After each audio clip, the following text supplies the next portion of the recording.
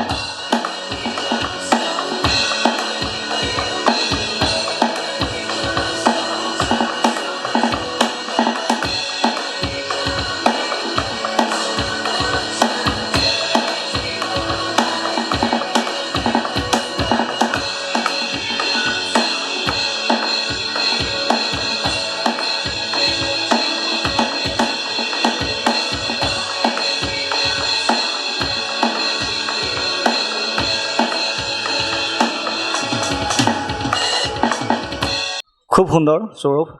ইমান ধুনীয়াকৈ তুমি ড্ৰাম বজালা এটা ইংলিছ গানৰ লগত লিংকিন পাৰ্কৰ আছিলে গানটো এটা পপুলাৰ গান তাৰ লগত তুমি ড্ৰাম বজালা ড্ৰাম কাৰ পৰা শিকি আছা? মই ড্ৰাম একচুৱেলি মানে পাৰ্চন টু পাৰ্চন কাকো শিকা নাই মই যি শিকিছোঁ মানে ইণ্টাৰনেটৰ সহায়ত শিকিছোঁ নিজে শিকিছা হয় আৰু লকডাউনৰ সময়তে হয় এটা খুব ডাঙৰ কথা আমাৰ দৰ্শক ৰাইজে গম পাইছে আচলতে প্ৰতিভাশীল ব্যক্তিয়েহে কিছুমান কাম নিজে নিজে কৰিব পাৰে যাৰ আনুষ্ঠানিক শিক্ষা লোৱা নাই ড্ৰামৰ ক্ষেত্ৰত যদিও তবলাত তেখেতে আনুষ্ঠানিক শিক্ষা লৈছে ড্ৰামৰ ক্ষেত্ৰত কাৰোবাৰ তেখেতে লোৱা নাই ইণ্টাৰনেট ইউটিউবৰ চাই তেখেতে নিজে নিজে বজাবলৈ শিকিছে আৰু তাকো লকডাউনৰ এই সময়খিনিত আৰু আজি তেখেতে পাৰফৰ্ম কৰিছে কেনেকুৱা লাগিছে যে তুমি নিজে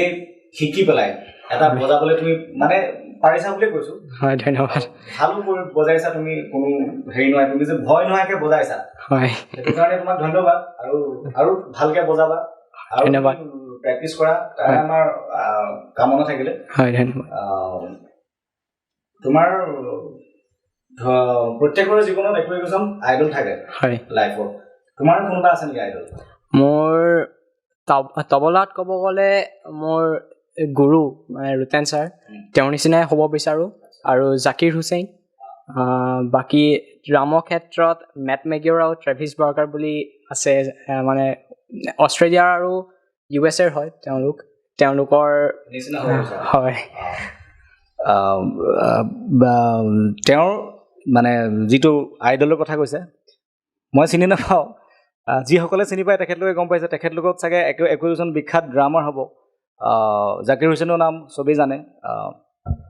গতিকে আমি আশা কৰোঁ তেখেতে তেওঁলোকৰ নিচিনাই হওক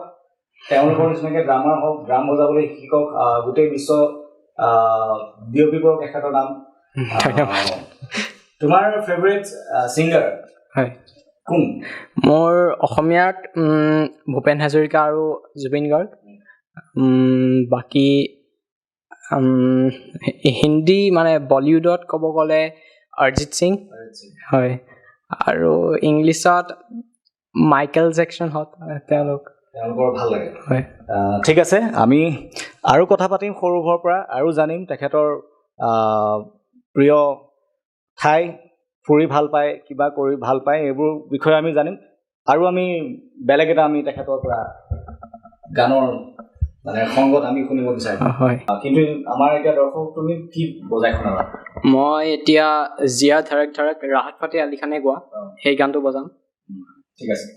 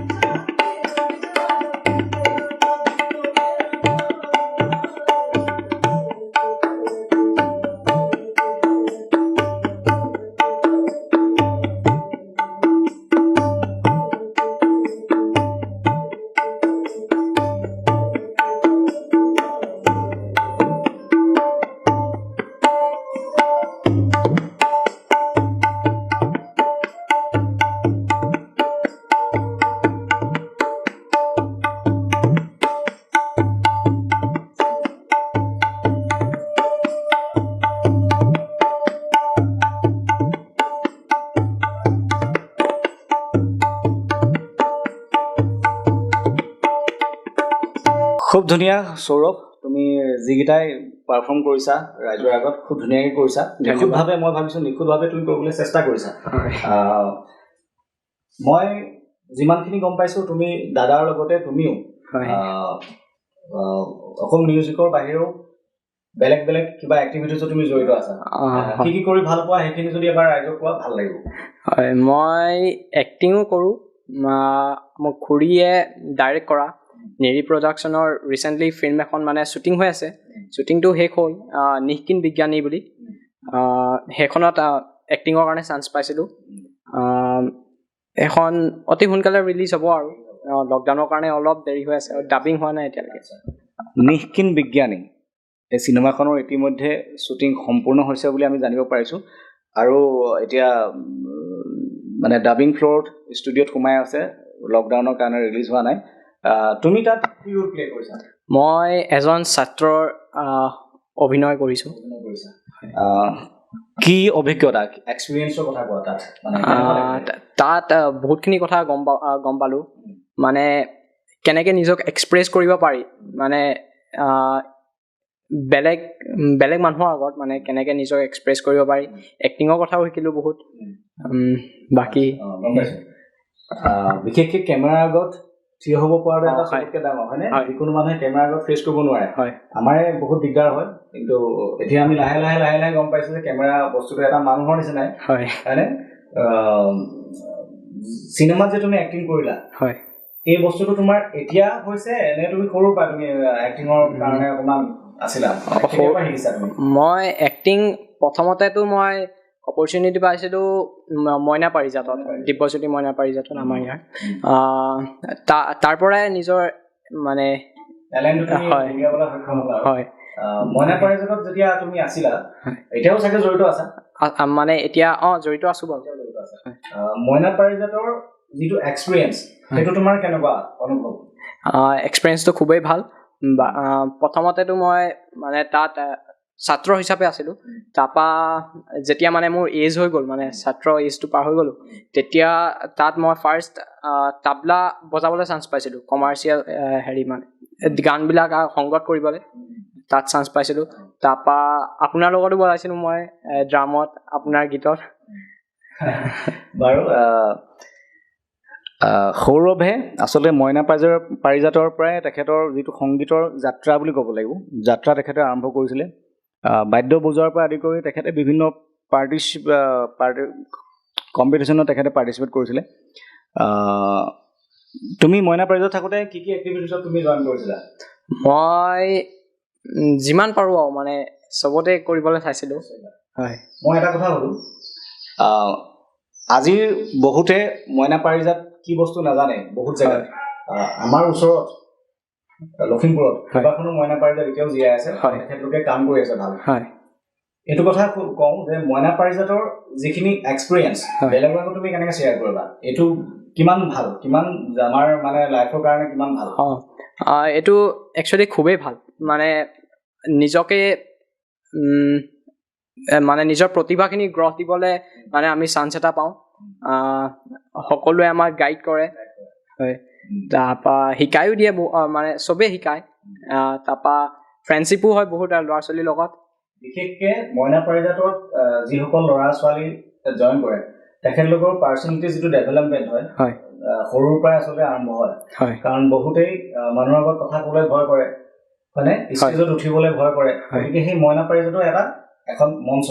য'ৰ পৰা আমাৰ ভয়টো নাইকিয়া হোৱা মানুহৰ লগত কথা পতা সেইটো আৰম্ভ হয় ঠিক আছে সৌৰভ তোমাৰ লগত কথা পাতি খুব ভাল লাগিলে ধন্যবাদ তোমাৰ ভৱিষ্যত পৰিকল্পনা কি মোৰ পৰিকল্পনা মানে মিউজিকৰ ক্ষেত্ৰতে যাব বিচাৰোঁ এনেই ভাল পাৰ্কিশ্যন এজন হ'ব বিচাৰোঁ সেয়াই আৰু